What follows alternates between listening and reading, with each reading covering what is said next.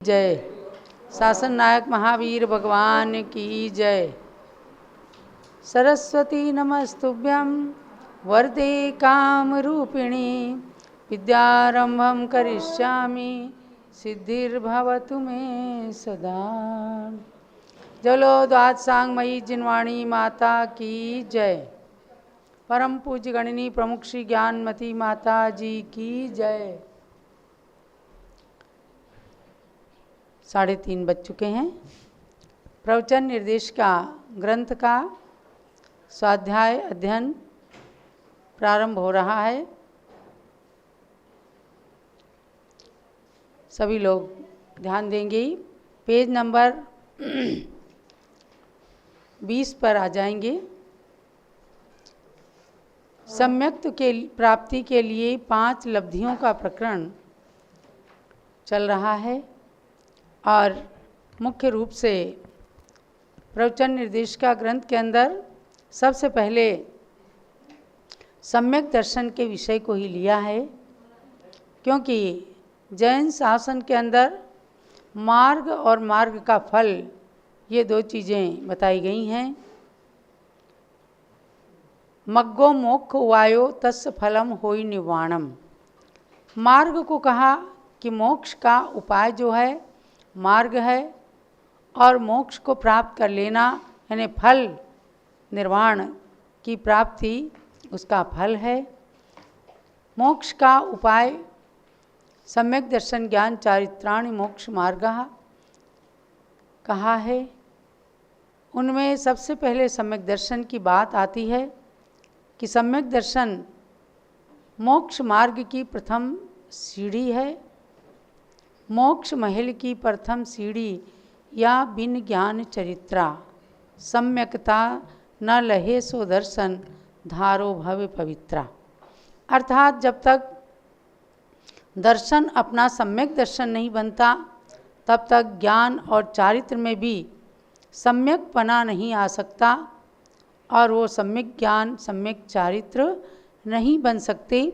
और दर्शन के सम्यक दर्शन बनते ही ज्ञान और चारित्र सभी सम्यक ज्ञान और सम्यक चारित्र के रूप में परिवर्तित हो जाते हैं। यहाँ सम्यक दर्शन में सर्वप्रथम प्रथमोपसम सम्यक दर्शन की बात चल रही है। प्रथमोपसम सम्यक दर्शन इसलिए कि अनादि मिथ्या दृष्टि जीव के सर्वप्रथम जो सम्यक दर्शन होगा वह प्रथमोपसम कहलाएगा। और प्रथमोपसम सम्यक दर्शन नियम से अंतर मुहूर्त के पश्चात छूट जाता है। उसके बाद में मिथ्यात्व में आकर पुनः ये जीव क्षयोपसम सम्यक दर्शन को या तो धारण करता है या तुरंत क्षयोपसम या क्षयिक सम्यक दर्शन को, यदि केवली शुद्ध केवली का पाद मूल मिलता है तो क्षयिक सम्यक दर्शन के योग्य भी परिणाम हो सकते हैं।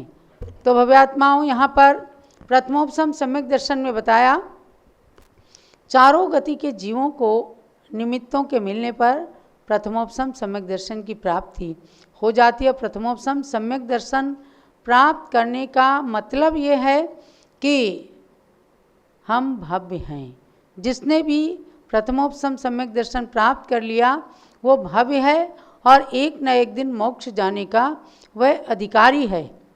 अभव्य को चूँकि सम्यक दर्शन होता ही नहीं, इसलिए भव्यता की पहचान है कि जिसे एक बार सम्यक दर्शन हो जाए।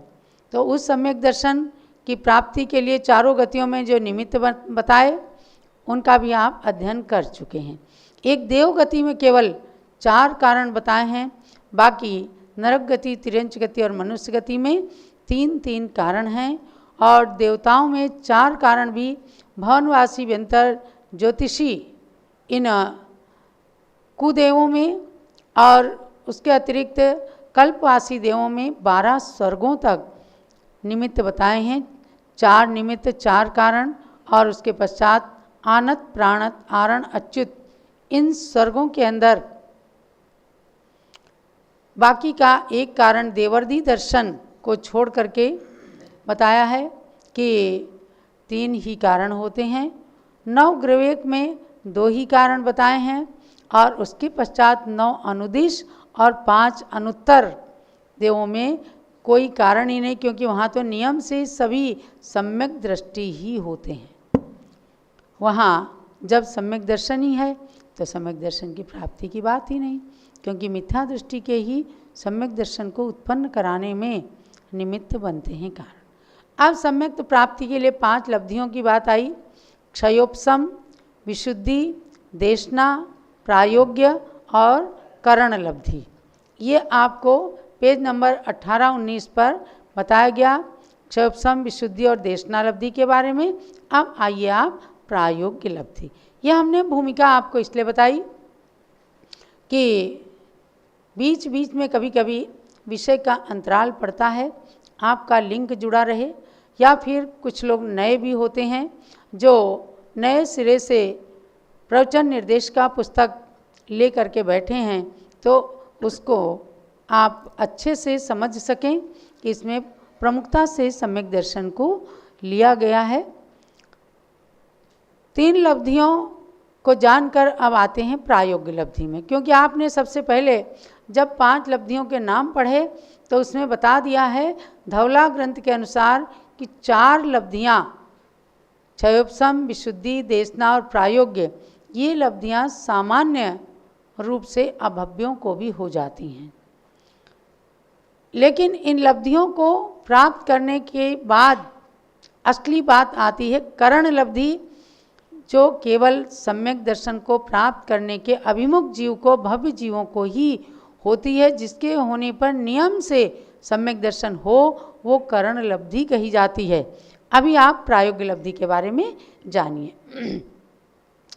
सर्व कर्मों की उत्कृष्ट स्थिति और उत्कृष्ट अनुभाग को घात करके अंतः कोड़ा कोड़ी स्थिति में और द्विस्थानी अनुभाग में अवस्थान करने को प्रायोग्य लब्धि कहते हैं। जैसे लैब के अंदर किसी चीज़ की टेस्टिंग होती है, ऐसे ही अब ये प्रायोग्य लब्धि अभी लैब में चल रही है।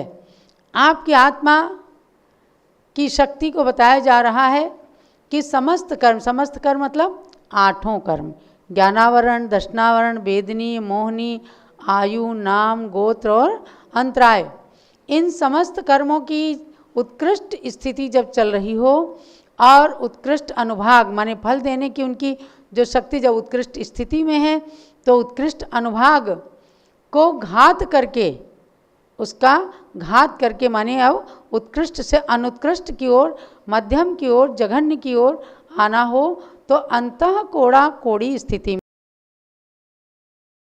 में सिद्धांत के कुछ शब्द हैं जिनकी परिभाषा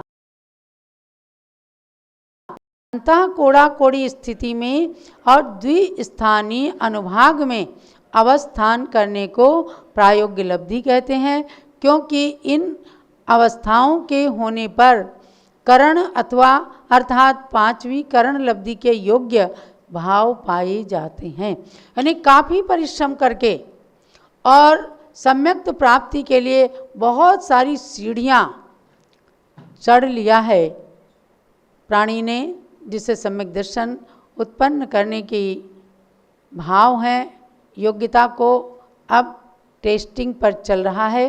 तो इसमें विशेषार्थ को ध्यान दीजिएगा कि यहाँ पर अनुभाग को घात करके द्विस्थानी अवस्थान करना, ऐसा जो कहा है उसका अभिप्राय ये है कि घातिया कर्मों की अनुभाग शक्ति लता, दारू, अस्थि और शैल सदृश 4 प्रकार की होती है। अघातिया कर्मों में 2 विभाग हैं, पुण्य प्रकृति रूप और पाप प्रकृति रूप। पुण्य प्रकृतियों की अनुभाग शक्ति गुड़, खांड, शक्कर और अमृत के समान होती है, और पाप रूप अघातिया कर्मों की अनुभाग शक्ति नीम, कांजीर, विष और हलाहल के समान हीनाधिकता लिए हुए होती हैं। प्रथमोपशम सम्यक्त को घटाकर प्रथमोपशम सम्यक्त के अभिमुख जीव प्रायोग्य लब्धि के द्वारा घातिया कर्मों के अनुभाग को घटाकर लता और दारू इन 2 स्थानों में तथा अघातिया कर्मों की पाप रूप प्रकृतियों के अनुभाग को नीम और कांजीर इन दो स्थानों में अवस्थित करता है। इसी को द्विस्थानी अनुभाग में अवस्थान कहते हैं। समझे ना, ये सैद्धांतिक परिभाषा। द्विस्थानी माने 4 स्थान हैं तो 4 स्थानों से घटा करके और 2 स्थान तक ले आना। तो आपको बताया गया पहले 8 कर्मों को घातिया और अघातिया कर्मों के 2 विभाजन में उन्हें विभक्त किया गया। घातिया कर्म है ज्ञानावरण, दर्शनावरण, मोहनी और अंतराय। ये 4 घातिया कर्म कहलाते, माने ये आत्मा के अनुजीवी गुणों को घात करते हैं, तो ये घातिया कर्म कहलाते हैं। अघातिया कर्म है वेदनीय, आयु, नाम और गोत्र। ये गुणों को नहीं घातते हैं, यानी घातिया कर्म मुख्य हैं, जिनको नष्ट करने के बाद, उनका घात करने के बाद जो बची हुई 4 अघातिया कर्मों की प्रकृतियां हैं, उनका तो बस आयु कर्म के नाश होने तक वे अपनी स्थिति को दिखाती हैं, बाकी उनका कोई विशेष कार्य नहीं रह जाता। वो जैसे कोई रस्सी जल जाए तो उसकी जेवड़ी दिखती रहती है बस, लेकिन हाथ से जैसे उसको मरोड़ा तुरंत राख बन जाएगी जली हुई रस्सी का। ऐसे ही अघातिया कर्मों की स्थिति उसके समान रहती है। मूल हैं घातिया कर्म, जिनको घात करके अरिहंत अवस्था प्राप्त होती है। तीर्थंकर भगवान को केवल ज्ञान होता है और उनका समोशरण बनता है। सामान्य मुनिराजों को केवली अवस्था प्राप्त होती तो भी ये 4 घातिया कर्मों का उनके नाश हो जाता है। तो 4 घातिया कर्मों में बताया गया कि उन घातिया कर्मों की अनुभाग शक्ति जो है लता, दारू, अस्थि और शैल के समान होती है। माने लता को चाहे जिधर मोड़ दो, एक डंडी लगाई उसके सहारे से चला दिया, चली जाती है। दारू के समान, अस्थि हड्डियों के समान और शैल माने पत्थर के समान। जितना जितना कठिन भाग होता है, यानी कि मोहनी कर्म बिल्कुल इस तरह का होता है जो संसार के अंदर लोगों को राजा के समान अपने बिल्कुल बस में कर लेता है। तो इन कर्मों की स्थिति को बताया कि 4 प्रकार से इनकी उदाहरण जो दिए, 4 प्रकार की अनुभाग शक्ति होती है। और अघातिया कर्मों में 2 भेद बता दिए हैं, पुण्य प्रकृति रूप और पाप प्रकृति रूप। तो पुण्य प्रकृति, इसको जब आप गोमठ साठ जीवकांड कर्मकांड के अंदर चलेंगे तो वहाँ पर सादम, तिण्य, वायु आदि गाथाओं के द्वारा पुण्य प्रकृति और पाप प्रकृतियों का वहाँ वर्णन आया है, वहाँ से देखना है। पुण्य प्रकृति में बताया कि उनकी शक्ति जो है गुड़, खांड, शक्कर और अमृत के समान है, यानी कि बढ़ रही है। जितना जितना पुण्य बढ़ रहा है तो अमृत को सबसे ज़्यादा अच्छा बताया, मीठा बताया, गुड़ की कम, बाद अमृत। तो पुण्य प्रकृतियों का मतलब है कि उनकी जितना जितना पुण्य बढ़ता है उनकी शक्ति, अनुभाग माने फल देने की शक्ति उतनी अच्छी होती चली जाती हैं। और पाप रूप अघातिया कर्मों की जो अनुभाग शक्ति है, नीम, कांजीर, विष और हलाल विष। हलाल विष जिसके ऊपर चढ़ जाए तो निश्चित मृत्यु को ही प्राप्त हो जाता है। ऐसी शक्ति बताई पाप कर्मों की शक्ति, फल देने की शक्ति। तो अब उनमें जो हीना दिखता है, भाई नीम जितना कड़वा है उससे ज़्यादा कांजीर और उससे ज़्यादा विष और उससे ज़्यादा हलाल विष। अब इनमें ये हीना दिखता जो बताई है, तो द्विस्थानीय अनुभाग का मतलब है कि जब सम्यक्त के अभिमुख जीव जा रहा है, प्रायोगिक लब्धि के अंदर ये जो अंदर में ऑटोमेटिक प्रक्रिया चल रही है, केवल ज्ञानी भगवान के ज्ञान के अंदर जो कुछ झलका है उन्होंने दिव्य ध्वनि के आधार से बताया और गणधर स्वामी ने उसे जो आगम रूप में हमें द्वादशांग के रूप में अनुबद्ध करके दिया, उसके बाद आचार्यों ने उनकी बात को समझ करके 4 अनुयोगों रूप जिनवाणी में निबद्ध करके दिया। वरना हम किसी के अंदर की बात को कैसे जान सकते हैं, ये तो केवल ज्ञानी के गम में ही थी। अगर हमें गणधर स्वामी या पूर्वाचार्य हमें नहीं देते तो हम इन चीज़ों को नहीं जान सकते थे। और आज इनके रहस्य से अनभिज्ञ लोग कर्मों की बात को, कर्मों के रहस्य को नहीं जानते, इसलिए खुल करके पाप करते हैं। उनके डायरी के अंदर कहीं पर भी कर्म बंध की बात नहीं आती है कि हम पुण्य कर रहे हैं कि पाप कर रहे हैं। हमने जन्म लिया है, अपने मन के अनुसार चलेंगे। तो ये कर्म की सूक्ष्म स्थिति, कर्म बंध की, उदय की, सत्ता की सूक्ष्म स्थिति को बताने वाला केवल मात्र जैन धर्म है।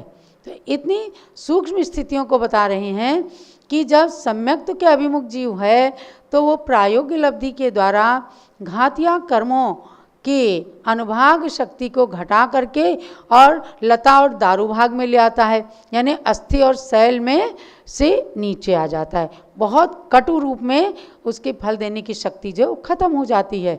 और अघातिया कर्मों की पाप रूप स्थिति जो है उसको भी नीम और कांजीर में ले आता है, माने कि हलाहल विष रूप। फिर अब उसके परिणाम नहीं रह जाते कि इतना अधिक वो पाप करे। तो उन दो स्थानों में पुण्य और पाप की, यानी पुण्य को बढ़ाया, पाप को घटाया।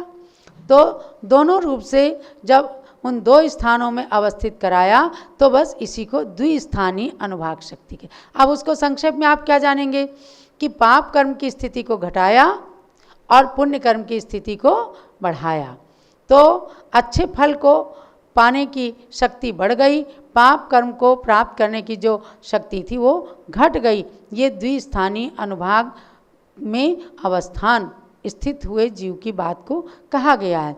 यही बात लब्धि सार में कहा है कि पूर्वोक्त 3 लब्धि से संयुक्त जीव प्रति समय विशुद्धि को बढ़ाता हुआ आयु के बिना 7 कर्मों की अंतः कोड़ा कोड़ी मात्र स्थिति अवशेष कर देता है।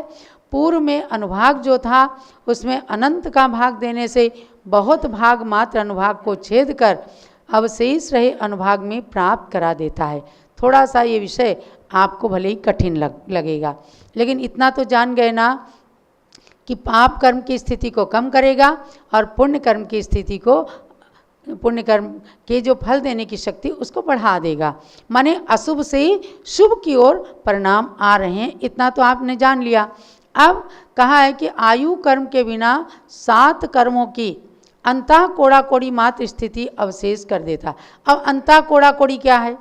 देखो, करोड़ को करोड़ से भाग देने पर कोड़ा कोड़ी होता है, समझे ना। 1 करोड़ को 1 करोड़, हाँ गुणा, 1 करोड़ को 1 करोड़ से गुणा करने से जो वो कहलाता है कोड़ा कोड़ी, कोटा कोटी या कोड़ा कोड़ी। तो उससे कम अर्थात 1 कोटि के ऊपर और 1 कोड़ा कोड़ी के नीचे की स्थिति जो अंतः कोड़ा कोड़ी कहलाती है। अब आप उदाहरण से ऐसा समझ लो कि सप्ततिर मोहनीय से आप पढ़ते हैं, जैसे मोहनी कर्म की उत्कृष्ट स्थिति 70 कोड़ा कोड़ी सागर होती है। अब 70 कोड़ा कोड़ी आदि जो कर्मों की स्थिति कही है उसमें 1 कोड़ा कोड़ी में से कम ले आना ये अंतः कोड़ा कोड़ी हो गया। करोड़ से अधिक और कोड़ा कोड़ी के से कम, तो बीच की स्थिति जो है उसको कहते हैं अंतः कोड़ा कोड़ी। तो उसमें क्या कहा कि आयु के बिना 7 कर्मों की स्थिति, क्योंकि आयु कर्म की स्थिति को इसमें नहीं सम्मिलित किया है, बाकी 7 कर्मों की स्थिति अंतः कोड़ा कोड़ी मात्र स्थिति अवशेष कर देता है। तो उसमें जो पूर्व में उस समय अनुभाग था उसके फल देने की शक्ति थी, उसमें अनंत का भाग देने से बहुत भाग मात्र अनुभाग को छेद कर अवशेष रहे अनुभाग में प्राप्त करा देता है। माने विशुद्धि बढ़ जाती है और पाप की स्थिति, अशुभ स्थिति कम हो जाती है एकदम। इस कार्य को करने की योग्यता की प्राप्ति ही प्रायोग्य लब्धि है, प्रयोग करना। अब लैब के अंदर जो टेस्टिंग हुई तो उससे स्थिति सामने आ गई कि विशुद्ध्या या प्रशस्त प्रकृति नाम अनुभाग खंडनम नास्ति, यानी विशुद्धि से शुभ कर्मों प्रकृतियों का अनुभाग खंडन नहीं होता है। जितनी आत्मा में विशुद्धि बढ़ी, पवित्रता बढ़ी, तो अशुभ प्रकृतियों का तो खंडन हुआ, लेकिन शुभ प्रकृतियों का अनुभाग खंडन नहीं होता है। शुभ प्रकृतियों का फल तो आगे बढ़ता चला जाता है। इसीलिए प्रायोगिक लब्धि को पाने तक जो अभव्य जीव हैं उनकी विशुद्धि बढ़ने के कारण भले ही उनको सम्यक दर्शन ना हो, लेकिन नवग्रहवेय तक जाने की वो योग्यता को प्राप्त कर लेते हैं। तो सम्यक दर्शन की बात चल रही। अभी सम्यक दर्शन को प्राप्त बिल्कुल करने के अभिमुख जब होगा तो करण लब्धि होगी।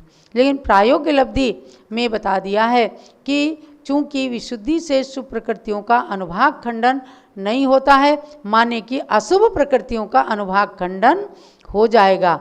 तो अनुभाग खंडन अशुभ प्रकृतियों का हो जाएगा तो अच्छा हो जाएगा, हम पाप की ओर नहीं बढ़ेंगे। यानी जो प्रथमोपम सम्यक दर्शन को प्राप्त करने के अभिमुख जीव हो गया है, तो अब उसका अप्रशस्त प्रकृति रूप संसार के अंदर नरक तिर्यंच गति में जाने रूप जो फल देने की शक्ति अनुभाग था वो घट करके और मनुष्य और देव गति को प्राप्त कराने रूप अनुभाग उसका आ जाएगा, क्योंकि परिणामों में विशुद्धि है। आज के स्वाध्याय का आपको यही सार समझना है कि प्रायोगिक लब्धि में जो आत्मा के अंदर जो ऑटोमेटिक प्रक्रिया चल रही है उसे द्विस्थानीय अनुभाग और अंतः कोड़ा कोड़ी स्थिति में लाने की बात को जान करके और आत्मा में विशुद्धि आने के कारण अब प्रशस्त प्रकृतियों का फल अच्छा मिलने वाला है और अप्रशस्त प्रकृतियों का अनुभाग खंडन होने वाला है। थोड़ा सा अभी प्रायोगिक लब्धि का विषय और बचा है, उसको लेकर के हम आगे पुनः करण लब्धि की ओर चलेंगे। ये आज के स्वाध्याय का सार समझना। जावाणी के ज्ञान ते सूझे लोकालोक, सोवाणी मस्तक चढ़ो सदा देत हूँ धोग। हे जिनवाणी भारती तोय जपूं दिन रैन, जो तेरी शरणा गए सो पावे सुख। ज्ञानमती को नित नमो, ज्ञान कली खिल जाए, ज्ञान ज्योति की चमक में जीवन मम मिल जाए। जलोद्वात सांगमयी जिनवाणी माता की। अब गुरु पूजन की बात है। आचार्य त्रय के चरणों में अर्घ्य चढ़ाकर पूज्य माता की पूजन करेंगे। प्रथमाचार्य शांति सागर के पद में अर्घ्य समर्पण है। वीर सिंधु अरुणेमि सिंधु आचार्य के पद का अर्चन है। परम तपस्वी तीनों गुरु शिव पद साधक कहलाते हैं। इन पद में चंदनामती हम अर्घ्य का थाल चढ़ाते हैं। ओम ह्रीं श्री शांति सागर वीर सागर नेमि सागर आचार्य त्रय मुनीन्द्रेभ्यो अनर्घ प्राप्ति अर्घ्यं निरूपामिति स्वाहा।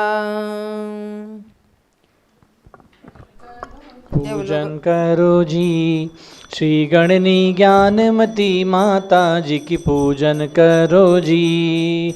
जिनकी पूजन करने से अज्ञान तिमिर नश जाता है। जिनकी दिव्य देशना से शुभ ज्ञान हृदय बस जाता है। उनके श्री चरणों में आवाहन स्थापन करते हैं। सन्निधि करण विधि पूर्वक पुष्पांजलि अर्पित करते हैं। पुष्पांजलि अर्पित करते हैं। पूजन करो जी श्री गणनी ज्ञानमती माता जी की पूजन करो जी।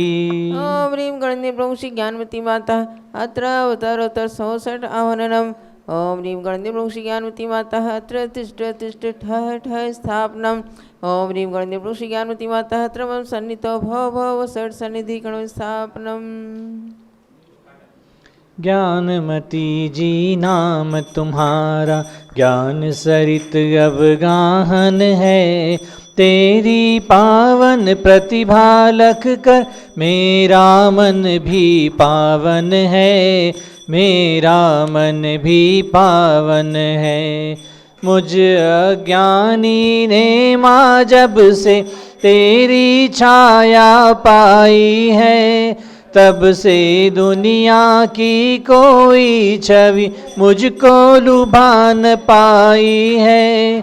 ज्ञानामृत जल पीने हेतु तव पद में मेरा मन है, तेरी पावन प्रतिभा लख कर मेरा मन भी पावन है, मेरा मन भी पावन है। ओम ह्रीं गणेन्द्र प्रभु श्री ज्ञानवती मात्रे जलम निरुपमिति स्वाहा। चंदन और सुगंधित गंधों की वसुधा पर कमी नहीं, लेकिन तेरी ज्ञान सुगंधि से सुरभित है आज मही। उसी ज्ञान की सौरभ लेने को आतुर मेरा मन है, तेरी पावन प्रतिभा लख कर मेरा मन भी पावन है, मेरा मन भी पावन है। ओम ह्रीं गणेन्द्र प्रभु श्री ज्ञानवती मात्रे चंदनम निरुपमिति स्वाहा। जग के नश्वर वैभव से मैंने शाश्वत सुख था चाहा, पर तेरे उपदेशों से वैराग्य हृदय मेरे भाया। अक्षय सुख के लिए मुझे तेरा प्रवचन ही साधन है, तेरी पावन प्रतिभा लख कर मेरा मन भी पावन है, मेरा मन भी पावन है। ओम ह्रीं गणेन्द्र प्रभु श्री ज्ञानवती मात्रे अक्षतम निरुपमिति स्वाहा। स्वाहा। कामदेव ने निज बाणों से जब युग को था ग्रसित किया, तुमने अपनी कोमल काया लघुवय में ही तपा दिया।